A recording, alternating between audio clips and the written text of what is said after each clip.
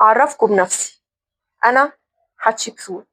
لما الناس تمشي هنا وتبصلي محدش يعرف قد إيه الطريق كان طويل. اتولدت بنت ملك وكان الكل شايفني ست، لكن أنا كنت شايفة نفسي فرعون. كنت بحكم مصر بالعدل والعلم، مش بالخوف ولا بالحرب.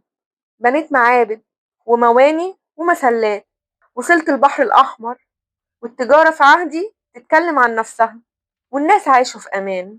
قالوا عني جريئة وقالوا عني متكبرة، بس محدش شاف الدموع اللي نزلت وأنا بحارب علشان أسمع صوتي في عالم كله رجالة.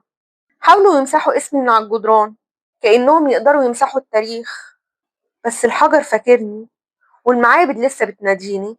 حتشبسوت، الملكة اللي عمرها ما انحنت. دلوقتي أنا هنا في المتحف المصري الكبير، بشوف الناس كل يوم وهم جايين يشوفوني. يمكن محدش سامع صوتي، بس أنا حاسة بيهم. كل نظرة منهم بتفكرني إن اللي بنيته لسه موجود. أنا مش حجر، أنا حكاية اتكتبت بالنور، وصوت حضارة عمرها ما هيسكت.